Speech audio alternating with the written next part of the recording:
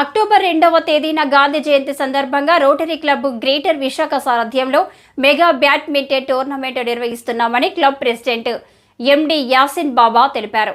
మంగళవారం ద్వారకా నగర్లోని ఆయన ఆఫీసులో జరిగిన మీడియా సమావేశంలో రోటరీ క్లబ్ ప్రతినిధులతో కలిసి టోర్నమెంట్కు సంబంధించిన పోస్టర్లను ఎండి యాసిన్ విడుదల చేశారు. ఈ సందర్భంగా ఆయన మాట్లాడుతూ పురుషులు, మహిళలు డబుల్స్ విభాగాలు ఈ పోటీలో జరుగుతాయని తెలిపారు. అనకాపల్లి నుంచి ఇచ్చాపురం వరకు 22 రోటరీ క్లబ్లకు చెందిన 48 టీంలు ఈ టోర్నమెంట్లో పాల్గొంటారని ఆయన పేర్కొన్నారు. విశాఖ రైల్వే ఇండోర్ స్టేడియంలో ప్రతిష్టాత్మకంగా జరగనున్న మెగా బ్యాడ్మింటన్ టోర్నమెంట్లో సుమారు 1000 మంది రోటరీ క్లబ్ సభ్యులు పాల్గొంటారని తెలిపారు. ఈ కార్యక్రమంలో club past assistant governor B Brahmanandam మాట్లాడుతూ నిరంతరం సేవా దృక్పథంతో పనిచేసే రోటరీ క్లబ్ పోలియో రహిత ప్రపంచాన్ని నిర్మించేందుకు కృషి చేస్తుందని తెలిపారు. ఈ కార్యక్రమానికి CMR, Ayushman hospital, Eden electronics, air and gas, ఈటర్ స్టాఫ్ సంస్థలు సహకారాన్ని అందిస్తున్నాయని తెలిపారు. క్లబ్ సెక్రటరీ చింతా నేతాజీ మాట్లాడుతూ ఆసక్తి కలిగిన రోటరీ సభ్యులు తమ పేర్లను ఈ నెల 28వ తేదీలోపుగా రిజిస్టర్ చేయించుకోవాలని సూచించారు. ఈ కార్యక్రమంలో club vice president B Bhaskar Rao, Rotary సభ్యులు కేఎంకే రమేష్, సూర్యతేజ తదితరులు పాల్గొన్నారు. వాళ్ళందరూ పాల్గొంటున్నారు. వాళ్ళందరికీ ఇన్విటేషన్స్ ఇచ్చాం. ఈ రోటరీ మెగా బ్యాడ్మింటన్ టోర్నమెంట్ను అందరూ జయప్రదం చేస్తారని చెప్పారు. ఈ టోర్నమెంట్ రన్ అవ్వడానికి మన శ్రీ విశ్వ కాలేజ్ వాళ్ళు, అలాగే air and gas, Ayushman hospital, CMR వాళ్ళు, ఈడెన్ ఎలక్ట్రికల్స్ అండ్ ఈటర్ స్టాఫ్ వీళ్ళందరి సహకారంతో ఈ టోర్నమెంట్ని కండక్ట్ చేస్తున్నాం. ఈ టోర్నమెంట్ సందర్భంగా మేము కండక్ట్ చేసి అందరూ మన వైజాగ్ నుంచి పారా ఒలింపిక్స్కి ఒక కోచ్ వెళ్ళారండి. ఆయనకి ఫెలిసిటేషన్ చేయడానికి, ఆ తర్వాత అందులో పాల్గొన్న కొంతమంది ప్లేయర్స్ని కూడా కొద్ది సహాయ సహకారాలు చేయడానికి, ఆ తర్వాత రోటరీకి పోలియో గ్రాంట్స్ మనం రైజ్ చేయడం గురించి, దీని గురించి shuttle tournament up to Saluru నుంచి అనకాపల్లి వరకు అందరూ రోటరీ క్లబ్ మిత్రులందరూ పాల్గొంటున్నారు. Thank you so much. ఇది రైల్వే గ్రౌండ్లో జరుగుతుందండి, రైల్వే ఇన్స్టిట్యూట్. మేము నిర్వహించే rotary mega shuttle badminton tournament next month 2వ తారీఖు గాంధీ జయంతి సందర్భంగా పెట్టడం జరిగింది. అంటే సేవే పరమావధి అన్న కార్యక్రమంలో మేము మా రోటరీ క్లబ్ గ్రేటర్ విశాఖ తరపున ఈ షటిల్ టోర్నమెంట్ని నిర్వహించడం జరుగుతుంది. దీనికి నామినల్గా ఒక 500 రూపాయలు ఫీజుని, అలాగే ఆశావాహులు ఎవరైతే ఉన్నారో, అలాగే సేవ చేయాలన్న ఉద్దేశంతో ఎవరైతే ఉన్నారో వాళ్ళ తాలూకు స్పాన్సర్షిప్ కూడా మేము తీసుకోవడం జరుగుతుంది. వాళ్ళు ఇచ్చే అమౌంట్ని రోటరీ ఇంటర్నేషనల్కి ఎండోమెంటు పథకంగా కానీ, లేకపోతే పోలియో ఫండ్ పరంగా కానీ ఇవ్వాలన్న ఉద్దేశంతో ఈ విశాఖపట్నంలో ఉండే 22 రోటరీ క్లబ్లు అన్నీ కలిపి ఒక మెగా ఈవెంట్ని చేయాలన్న ఉద్దేశంతో మేము ఈ కార్యక్రమాన్ని ప్రారంభించడం జరిగింది. అలాగే ప్రతి సంవత్సరం కూడా ఏ డిస్ట్రిక్ట్ ఆ district Rotary district wise Ambedkar flexi చింపిన ఎమ్మెల్యే రఘురామకృష్ణంరాజు, దళిత వైద్యునిపై దాడి చేసిన ఎమ్మెల్యే పంతం నానాజీలను వెంటనే అరెస్ట్ చేసి ఎస్సీ అట్రాసిటీ కేసులు నమోదు చేయాలని దళిత హక్కుల పోరాట సమితి అధ్యక్షుడు జేవీ ప్రభాకర్ డిమాండ్ చేశారు. ఈ మేరకు మంగళవారం ఆర్టీసీ కాంప్లెక్స్ ఎల్సీ బిల్డింగ్ సమీపంలోని అంబేద్కర్ విగ్రహం వద్ద నిరసన కార్యక్రమం చేపట్టారు. ఈ సందర్భంగా ఆయన మీడియాతో మాట్లాడుతూ మొన్న ఉండి నియోజకవర్గం ఏలూరుపాడులో గుడికి వెళ్లే దారిలో అంబేద్కర్ ఫ్లెక్సీ ఉందని టీడీపీ ఎమ్మెల్యే రఘురామకృష్ణంరాజు చింపివేయడం దారుణమన్నారు. అదేవిధంగా జనసేన పార్టీ కాకినాడ ఎమ్మెల్యే పంతం నానాజీ రంగరాయి మెడికల్ కాలేజ్ స్పోర్ట్స్ ఉప చైర్మన్ దళిత డాక్టర్ ఉమామహేశ్వర్పై దాడి చేసి అందరి ముందు అవమానించడం చేశారని, తర్వాత పశ్చాత్తాపంగా వారింట్లోనే దీక్ష చేపట్టడం ప్రభుత్వం మంచి పరిపాలన 100 రోజుల గిఫ్ట్గా ఇస్తున్నట్లు ఉందని ఎద్దేవా చేశారు. దళిత హక్కుల పోరాట సమితి రాష్ట్ర అధ్యక్షుడు మరియు Ambedkar memorial society general secretary మాట్లాడుతున్నాను. మొన్న ఏలేరుపాడులో తెలుగుదేశం పార్టీ ఎమ్మెల్యే అయినటువంటి రఘురామకృష్ణరాజు గారు ఆ ఫ్లెక్సీని చింపేసి బాబాసాహెబ్ అంబేద్కర్ ఫ్లెక్సీని చింపేసి బాబాసాహెబ్ అంబేద్కర్ ఫ్లెక్సీని చింపేసి కులాలు మతాల మధ్య చిచ్చు పెట్టేటట్టుగా వ్యాఖ్యలు చేయడం అనేది చాలా దుర్మార్గమైనటువంటి చర్యగా మేమందరం కూడా భావిస్తున్నాము. ఎందుకంటే ఫ్లెక్సీ ఉంది, అడ్డు ఉంది, తీయండి అనే సంగతి వేరు. కాకుండా ఇదైతే మసీద్ దగ్గర కడితే ఊరుకుంటారా, చర్చి దగ్గర కడితే ఊరుకుంటారా, క్రైస్తవులు ఊరుకుంటారా, ముస్లింలు ఊరుకుంటారా, అలాగని చెప్పేసి మతాల మధ్య చిచ్చు పెట్టేటటువంటి కార్యక్రమాలు చేయడం అనేది చాలా దురదృష్టకరమైన సంగతి. చాలా అహంకారపూరితంగా మాట్లాడాడు. ఎందుకంటే మరి చట్టాన్ని రక్షిస్తానని చెప్పేసి శాసనసభ సభ్యుడిగా వెళ్ళిన తర్వాత చట్టాన్ని రక్షించడానికి పోయి ఆ చట్టాన్ని పూర్తిగా వ్యతిరేకంగా బాబాసాహెబ్ అంబేద్కర్ రచించినటువంటి చట్టానికి వ్యతిరేకంగా చేయడం అనే దాన్ని మేము పూర్తిగా ఖండిస్తున్నాము. అతన్ని వెంటనే అరెస్ట్ చేయాలా, SC/ST అట్రాసిటీ యాక్ట్ కింద అతన్ని అరెస్ట్ చేయాలని చెప్పేసి, కఠినంగా శిక్షించాలని చెప్పేసి, ఆ వ్యాఖ్యలు ఏవైతే ఉన్నాయో రాజ్యాంగానికి వ్యతిరేకంగా ఉన్నాయి కాబట్టి మరి సుమోటోగా తీసుకొని హైకోర్టు తప్పనిసరిగా దీని మీద విచారణ జరిపించాలని చెప్పేసి మేము కోరుతున్నాము. ఇక రెండోది, కాకినాడలో పంతం నానాజీ గారు ఎమ్మెల్యే గారు వచ్చి ఏకంగా ఇంకా కులం పేరుతోనే దూషించి కొట్టేసి పాపం ఒక డాక్టర్ని ఆ స్పోర్ట్స్ స్టేడియంలో వైస్ ప్రెసిడెంట్ అయినటువంటి ఆ డాక్టర్ గారిని పట్టుకొని కొట్టేసి ఆయన అనుచరులందరూ కొట్టేస్తుంటే అడ్డుకోవాల్సింది పోయి ఎమ్మెల్యేలే స్వయంగా ఎలాంటి చట్ట వ్యతిరేక కార్యక్రమాలు చేయడం అనేది చాలా అన్యాయం. అది గతంలో మనం చూసాము. ఇక్కడ సుధాకర్ అని నర్సీపట్నంలో ఒక డాక్టర్ గారు ఎలాంటి పరిస్థితి వచ్చిందో, ఈవేళ అలాంటి అంతకంటే దారుణమైన పరిస్థితి అయినా చేస్తున్నాడు. ఒక ఎమ్మెల్యే అయ్యి ఉండి మరి డిప్యూటీ ముఖ్యమంత్రి గారైనటువంటి జనసేన నాయకులు ఆయన ఏం మాట్లాడటం లేదు ఇలాంటివి జరిగినప్పుడు. అలాగే మరి ముఖ్యమంత్రి గారైనటువంటి చంద్రబాబు నాయుడు గారు కూడా ఏం మాట్లాడుతున్నారు. ఎందుకంటే ఒక ఆయన కూటమి నాయకులు వీళ్ళందరూ కూడాను వీళ్ళందరూ కూడా మరి ఈ కార్యక్రమాలు ఇలా చేస్తూ ఉంటే దళితులందరూ కూడా రాష్ట్ర వ్యాప్తంగా దీన్ని ఆందోళన చేస్తూ ఉన్నారు. వాళ్ళని అరెస్ట్ చేయకపోతే మాత్రం ఖచ్చితంగా ఇది రాష్ట్రవ్యాప్త ఉద్యమ రూపం తీసుకుంటుందని చెప్పేసి మేము తెలియజేస్తాం. జై భీమ్ అండి. నా పేరు doctor Rajendra Prasad, Bhimasena war general సెక్రటరీని. ఈరోజు మేము ఇక్కడ ధర్నా చేయడానికి నిశ్చయించాం. ఎందుకంటే రాజ్యాంగబద్ధంగా ప్రజాస్వామిక ఎన్నికబడినటువంటి 2 ఎమ్మెల్యేలు వాళ్ళ యొక్క వృత్తి, వాళ్ళ యొక్క డ్యూటీ వాళ్ళు చేయకుండా అప్రజాస్వామికంగా ఎవరైతే డ్యూటీ న్యాయంగా చేస్తున్నారో వాళ్ళ మీద ఇష్టం వచ్చినట్టు బూతులు ఆడుతూ వాళ్ళని కొట్టి. పవన్ కళ్యాణ్ ప్రాయశ్చిత్త దీక్షకు సంఘీభావంగా గాజువాక నియోజకవర్గంలో జనసేన రాష్ట్ర PSC సభ్యులు గాజువాక సమన్వయకర్త కోన తాతారావు మహా సంప్రోక్షణ దీక్ష తిరుమల శ్రీ వెంకటేశ్వర స్వామి వారి పవిత్ర ప్రసాదం లడ్డు తయారీలో కల్తీ చేసిన నెయ్యి వినియోగం భక్త జనకోటి మనోభావాలను దెబ్బతీసింది అని గత ప్రభుత్వ హయాంలో ఏర్పాటైన పాలక మండలి వ్యవహార శైలి లడ్డు కల్తీ ద్వారా చేసిన అపచారానికి ఆంధ్రప్రదేశ్ రాష్ట్ర ఉప ముఖ్యమంత్రి పవన్ కళ్యాణ్ ప్రాయశ్చిత్త దీక్షకు శ్రీకారం చుట్టారని జనసేన రాష్ట్ర PSC సభ్యులు మరియు గాజువాక నియోజకవర్గం సమన్వయకర్త కోన తాతారావు అన్నారు.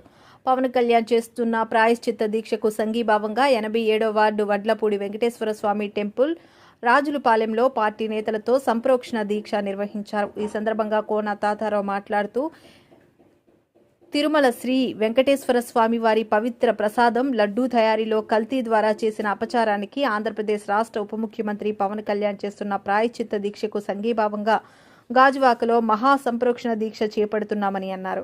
మన పూర్వీకులు లడ్డూ ద్వారా మన సంస్కృతి ధర్మంతో అందించటం జరిగిందన్నారు. దాన్ని కాపాడుకోవలసిన బాధ్యత ప్రతి హిందువుపై ఉందన్నారు.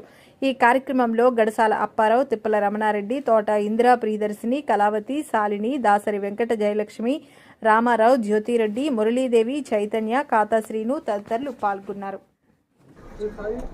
గత ప్రభుత్వ పాలనలో కోట్లాది మంది ఈ ప్రపంచంలో ఆరాధిస్తున్నటువంటి దైవం శ్రీ తిరుమల వెంకటేశ్వర స్వామి వారు ఆలయంలో అప్పుడున్నటువంటి పాలకవర్గం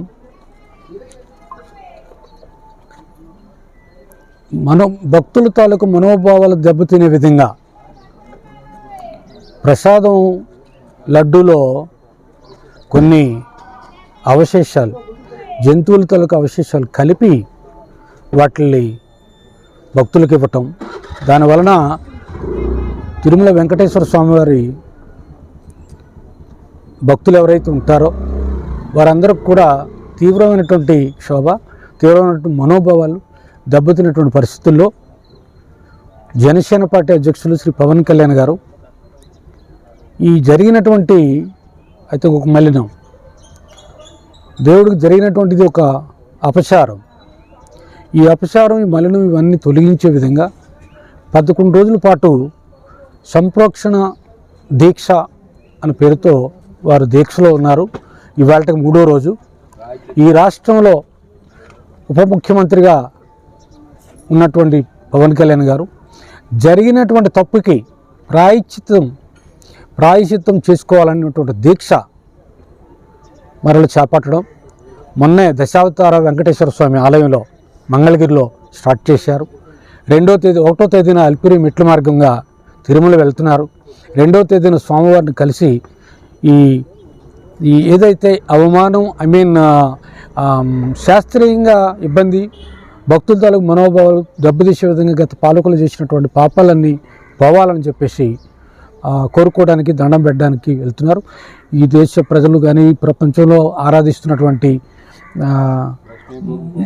భక్తులందరూ కూడా అందరూ మరలా పుణ్యక్షేత్రాన్ని యథాతథంగా చూసే విధంగా లడ్డూని ఎట్టి పరిస్థితులు అందులో ఏమీ ఉండకుండా ఉండేటట్లు తప్పు చేసిన వారిని శిక్షించే విధంగా ఆయన వెళ్ళబోతున్నారు. దానికి మద్దతుగా మా అధ్యక్షులు శ్రీ పవన్ కళ్యాణ్ గారు చేపట్టినటువంటి ప్రాయశ్చిత్త దీక్షకి సంఘీభావంగా ఈవేళ గాజువాక నియోజకవర్గంలో వడ్లపూడి, రాజులపాలెం అంటే లక్ష్మీపురం కాలనీలో ఉన్నటువంటి వెంకటేశ్వర స్వామి ఆలయం, కళ్యాణ వెంకటేశ్వర స్వామి ఆలయంలో మా గాజువాక నియోజకవర్గం పార్టీ నాయకులు, మహిళలు కానీ లేదా మా పార్టీ రాష్ట్ర నాయకులు, కమిటీ నాయకులు కానీ మా పార్టీ నాయకులందరం కూడా ఆశ్చర్యకరంగా వాళ్ళు కూడా మేము చేస్తున్న దాన్ని వాళ్ళు కూడా స్వాగతించారు. ఇది మీరే కాదు, ఎవరైనా సరే ఇలా చేయాల్సిందే. ఇట్లా సంప్రోక్షణ దీక్ష లేదంటే ప్రాయశ్చిత్త దీక్ష అన్నటువంటిది దేవుడు జరిగినటువంటి అవమానమో లేకపోతే అపచారమో ఇవన్నీ ఉండకూడదు అన్నటువంటి ఉద్దేశం మీద వాళ్ళు కూడా పూర్తి స్థాయిలో మాకు సహకరించారు. ఇది ఇంకొక 7 రోజుల పాటు గాజువాక నియోజకవర్గం ఒకటే కాకుండా రాష్ట్ర వ్యాప్తంగా పవన్ కళ్యాణ్ గారికి సంపూర్ణంగా సంఘీభావం తెలపడానికి అనేక దేవాలయాల్లో, ముఖ్యంగా వైష్ణవ దేవాలయాల్లో చేయాలంటూ అనుకుంటున్నాం. భవిష్యత్తులో మంచి పాలన రావాలని మంచి పాలన ఇవ్వడానికి ముఖ్యమంత్రి చంద్రబాబు నాయుడు గారు, పవన్ కళ్యాణ్ గారు, ఇతర పెద్దలందరూ కూడా ప్రయత్నం చేస్తారు. ప్రాథమిక స్థాయిలో మేమందరం కూడా అలాగే పనిచేస్తామని చెప్పి తెలియజేసుకుంటున్నాం. తిరుమల తిరుపతి దేవస్థానంలో కల్తీ నెయ్యితో లడ్డూలు తయారు చేసి టోటల్గా మొత్తం దేశవ్యాప్తంగా ఉన్నవండి, ప్రపంచవ్యాప్తంగా ఉన్నటువంటి హిందువులందరి తాలూకా మనస్సులని, ఆత్మలని గాయపరిచే విధంగా గత తిరుమల తిరుపతి దేవస్థానం తాలూకా పాలక మండలి అలాగే గత ప్రభుత్వం నిర్వహించింది. దానికి విశాఖ సింహాచలం సింహాద్రి అప్పన్న స్వామి వారి సన్నిధిలో సంప్రోక్షణ హోమం కార్యక్రమం పాల్గొన్న ఎమ్మెల్యేలు గంట శ్రీనివాస్, పంచకల రమేష్ బాబు, గణబాబు.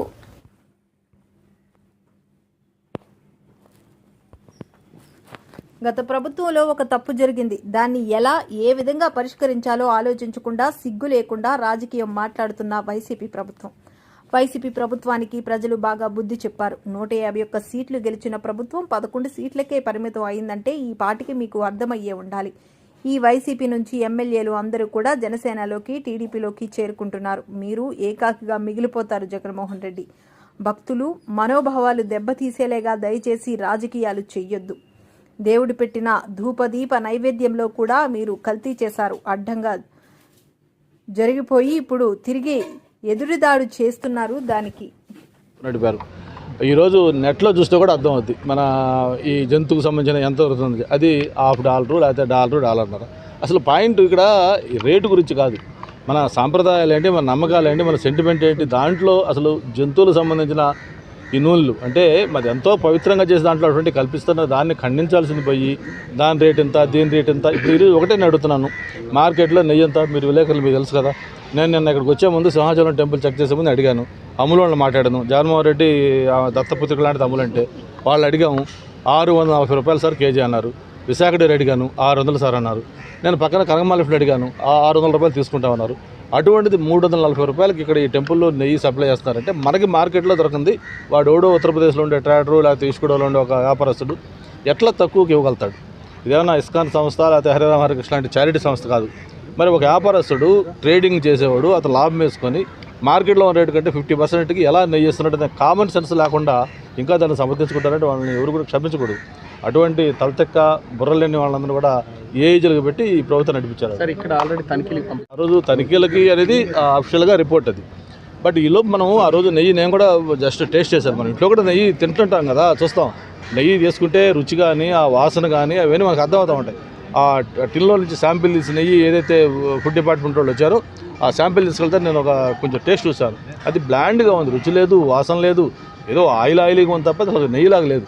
కాబట్టి లడ్డు కూడా చూస్తూ ఉన్నాం మనం, అది ఎక్కడ ఫ్రెష్నెస్ కానీ ఆ రుచి కానీ ఏమి ఉండలేదు. కాబట్టి డెఫినెట్గా అది అడల్టెడ్, అంతవరకు 100% పక్క. 340 రూపాయలకు ఎవడు మామూలు స్వచ్ఛమైన నెయ్యి ఇవ్వలేడు. కాబట్టి దాంట్లో ఏం కలిపారు, ఏదో డాల్డా వనస్పతి ఇటువంటి అయితే అదొక రకమైన నేరం. కానీ మొన్న రిపోర్ట్లు ప్రాథమికంగా రిపోర్ట్లు వచ్చినట్టుగా అది గొడ్డుకు సంబంధించినవో లేకపోతే పిగ్గుకు సంబంధించిన ఉన్నాయంటే మాత్రం అది నిజంగా క్షమించడం అన్నారు. అంటే నివేదిక వచ్చిన తర్వాత వాళ్ళ మీద ఎలాంటి యాక్షన్? డెఫినెట్ అందుకే ఇప్పుడు కాదు మా ఇప్పుడు అందుకే కాదు ఇప్పుడు సిట్ డెఫినెట్గా ఉంటుంది, సప్లై వాళ్ళ మీద ఉంటుంది, ఆ సప్లై ఫైనలైజేషన్ మీద ఉంటుంది. అందరూ దాంట్లో ఎవరు బాధ్యులు ఉన్నారో డైరెక్ట్ ఇండైరెక్ట్ సంబంధం అందరి మీద ఖచ్చితంగా చర్యలు ఉంటాయి. ఇప్పుడు అందుకే దాని మీద ఒక సిట్ వేశారు. సిట్ అనేది ఒక దానికోసం ఈ పర్పస్ కోసం దీని మీద పూర్తి స్థాయిలో ఎంక్వైరీ చేస్తారు. చేసి దానికి ఎవరు బాధ్యులు వాళ్ళు డెఫినెట్గా యాక్షన్ చేస్తారు. త్వరలోనే నిజాలు బయటకు వస్తాయి. అలాగే ఉప ముఖ్యమంత్రి గారు అయితే మరీ కొంచెం ఎక్స్ట్రీమ్గా ఆయన ఎమోషనల్గా దేవుడు అంటే భక్తి కాబట్టి ఆయన ఎప్పుడూ నిత్యం దాంట్లో ఉంటాడు. కాబట్టి ఆయన ఒక ప్రాయశ్చిత్త దీక్ష దాదాపు 11 రోజుల పాటు ఆయన స్వయంగా ఆ దీక్ష చేస్తూ మొత్తం తిరుపతి కొండకి నడిచి అక్కడ దేవుడి దగ్గర మొక్కు తెచ్చుకుంటారని చెప్పి ఆయన చేస్తూ ఉన్నారు. ఆయన దీక్షకు మద్దతుగా ఈరోజు రాష్ట్ర వ్యాప్తంగా కూడా జనసేన ఎమ్మెల్యేలు కావచ్చు, మిగతా సపోర్టర్స్ కావచ్చు, అందరూ కూడా కావచ్చు, వాళ్ళందరూ ఆ దీక్షకు మద్దతుగా ఇక్కడ ప్రాంతాల్లో కూడా దీక్షలు చేస్తూ ఉన్నారు. ఇవన్నీ కూడా ఏంటంటే ఏదో న్యాచర్ చేసిన దేవుడు చేసినవి కాదు, కేవలం పాలకులకు చిత్తశుద్ధి లేకపోవడం వల్ల చేసిన ఇది. ఇప్పుడు కూడా నేను ఇప్పుడు రాజకీయాలు మాట్లాడకూడదు, కానీ ఏదైతే గతంలో పరిపాలించిన వైఎస్ఆర్ పార్టీ ఆ పార్టీ చీఫ్ ఒక తప్పు జరిగింది, ఎందుకు జరిగింది, ఎలా జరిగింది అని పరిశీలించుకుందాం, దీన్ని సరిదిద్దుకుందాం, భవిష్యత్తులో ఇలాంటి జరగకుండా అందరం కలిసి కృషి చేద్దామని చెప్పాల్సిన బాధ్యత మర్చిపోయి సిగ్గు లేకుండా మళ్ళీ రాజకీయం మాట్లాడుతూ ఉన్నాం. ఇది అది కాదు, అది కాదు, మేం కాదు, గతంలో జరిగింది అంటే అసలు ఎంత ఇర్రెస్పాన్సిబుల్గా మాట్లాడుతున్నాయి. ఇవ్వడం జరుగుతూ ఉంది. ఏదైతే ఎంప్లాయీస్ కూడా ఒకరోజు మా శాలరీని అనేది కూడా ప్రకటించడం జరిగింది. అలాగే వ్యాపారస్తులు కానివ్వండి, స్వచ్ఛంద సంస్థలు కానివ్వండి, పెద్ద పెద్ద కంపెనీస్ కానివ్వండి, అందరూ కూడా వచ్చి వారి యొక్క విరాళాన్ని ప్రకటించి చంద్రబాబు నాయుడు గారికి మద్దతుగా నిలవడం జరిగింది.